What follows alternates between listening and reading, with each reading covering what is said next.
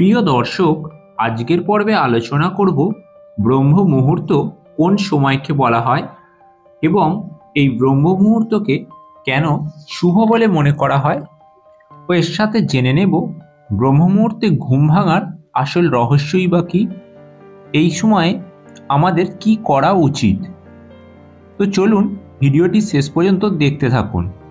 আশা করি আজকের ভিডিও থেকে অনেক গুরুত্বপূর্ণ বিষয় জানতে পারবেন। ভারতীয় সংস্কৃতিতে দিনের 24 ঘন্টা সময়কে 30টি মুহূর্তে ভাগ করা হয়েছে, আর প্রতিটি মুহূর্ত 48 মিনিট করে। 15টি মুহূর্ত দিনে ও 15টি মুহূর্ত রাত্রে।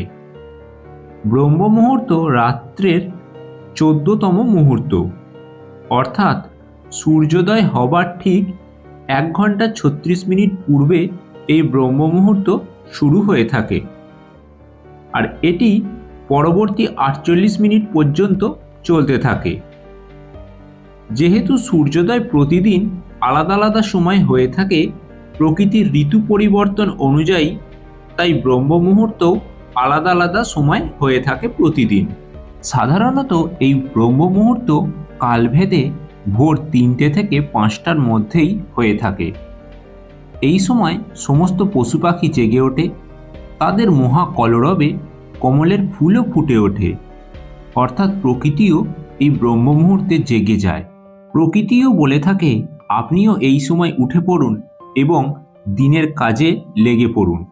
এই ব্রহ্ম মুহূর্ত সময়টিই কিন্তু আপনাদের জীবনকে সুন্দরভাবে গড়ে তোলার জন্য ও জীবনে সংবেদনশীলতা নিয়ে আসার জন্য যথেষ্ট ভূমিকা নিয়ে থাকে। বিভিন্ন প্রাচীন শাস্ত্রে উল্লেখ রয়েছে এই বিশেষ সময়ে যদি কোনো ব্যক্তি কোনো কিছুর প্রার্থনা করে থাকে, প্রতিনিয়তই তা বেশিরভাগ ক্ষেত্রেই অর্জন করতে সক্ষম হন। এটাকে মিরাক্কেলই বলুন বা কাকতালীয়ই বলুন, তবে এটি কিন্তু সম্পূর্ণই সত্য।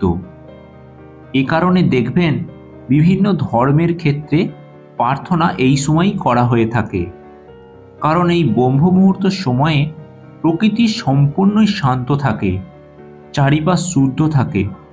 যদি কোনো ব্যক্তি এই সময় ঘুম থেকে উঠে, তিনি মানসিক চাপ মুক্ত থাকে অনেকটাই, এবং প্রতিনিয়তই এরকম উঠলে ব্রেন পাওয়ারও অনেকটা পরিমাণ বেড়ে যায়। এর ফলে ব্যক্তির কর্মদক্ষতাও অনেকটা বাড়ে।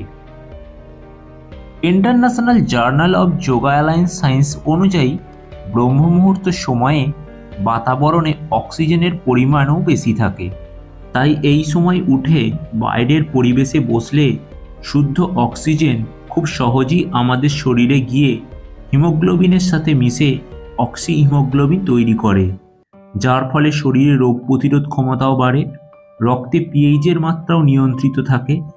এছাড়া ব্যথা, টান ও শরীরের নানান যন্ত্রণা থেকেও মুক্তি পাওয়া যায়। এই সময় বাতাসে দূষণও সব থেকে কম থাকে, তাই এই শুদ্ধ বাতাস শরীরে গেলে আমাদের মস্তিষ্ক, হার্ট সবই ভালো থাকে। মোট কথা আমাদের সম্পূর্ণ শরীরই সুস্থ থাকে এবং সাথে আমাদের মনও সুস্থ থাকে। আয়ুর্বেদেও বলা হয়েছে এই ব্রহ্ম মুহূর্তে উঠে হাঁটাহাঁটি করলে শরীরের সঞ্জীবনী সঞ্চার হয়। বিভিন্ন ধর্মীয় দিক থেকেও দিনের এই বিশেষ মুহূর্তকে পবিত্র বলা হয়। মনে করা হয় এই সময় যদি আপনার হঠাৎই ঘুম ভেঙে যায়, তাহলে বুঝবেন ঈশ্বর অর্থাৎ সর্বশক্তিমান আপনাকে কিছু সংকেত দিচ্ছে। অনেক মানুষ অ্যালার্ম দিয়েও প্রতিদিন এই সময় উঠতে পারে না, এমনকি যদিও ওঠে তা বেশি দিন কন্টিনিউ করতে পারে না। কিন্তু আপনি যদি দেখেন আপনি হয়তো গভীর ঘুমে আছেন, কিন্তু হঠাৎ করে এই সময় আপনার প্রতিনিয়তই ঘুম ভেঙে যাচ্ছে, তাহলে বুঝবেন এর নিশ্চয়ই কিছু অর্থ আছে।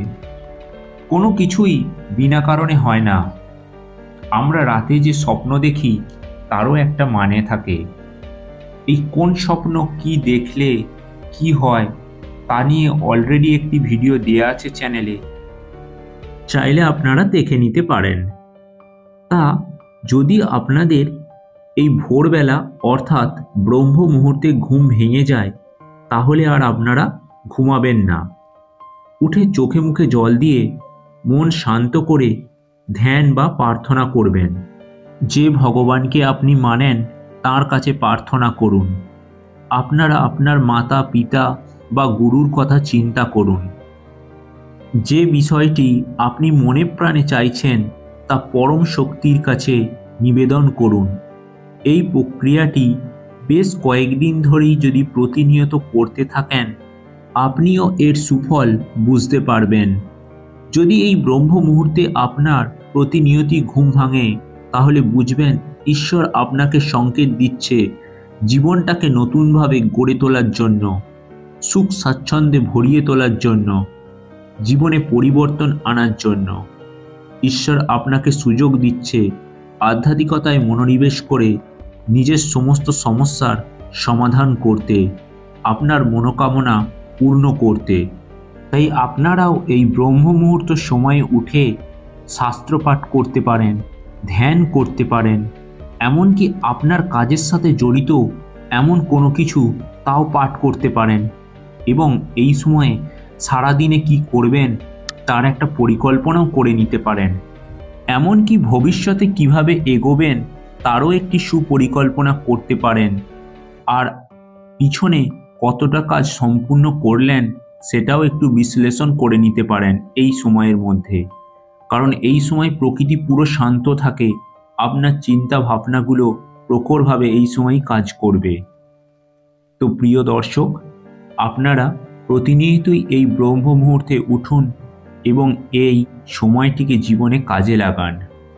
তো আজকের পর্বের আলোচনা এখানেই শেষ করলাম। ভিডিওটি যদি আপনাদের উপকৃত করে থাকে তাহলে অবশ্যই লাইক, শেয়ার, কমেন্ট করবেন এবং চ্যানেলে নতুন হলে চ্যানেলটি সাবস্ক্রাইব করে রাখুন।